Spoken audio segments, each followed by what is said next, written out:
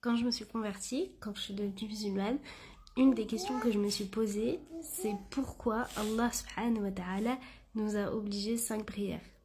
Je me suis dit, chez les chrétiens, c'est pas comme ça, il n'y a pas de prière obligatoire à des heures obligatoires. Donc, pourquoi 5 prières obligatoires en sachant que de base, c'était 50 obligatoires. Mais alhamdoulilah, Allah nous a baissé à 5. Mais en fait, avec le temps, j'ai compris que c'était plus pour dompter notre âme, pour nous discipliner, en fait. Parce que, en soi, c'est obligatoire, mais tout le monde ne prie pas. C'est comme si je prends un exemple, tu t'es tombée enceinte, t'as eu un enfant, t'as pris 20 kilos et tu dois perdre tes 20 kilos.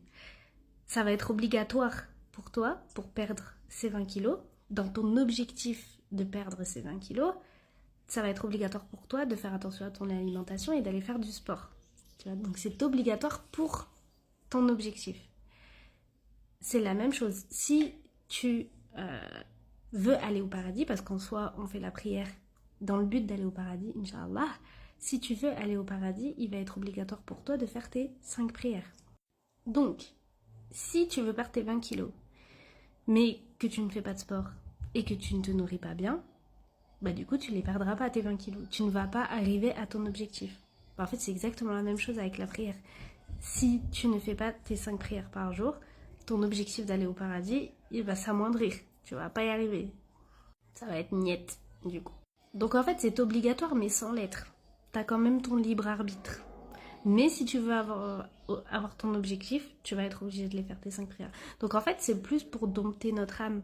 En fait, pour nous forcer, nous motiver en fait. Nous dire, allez, pour aller là, tu dois faire ça. Et c'est là où on voit la détermination, je pense, des gens.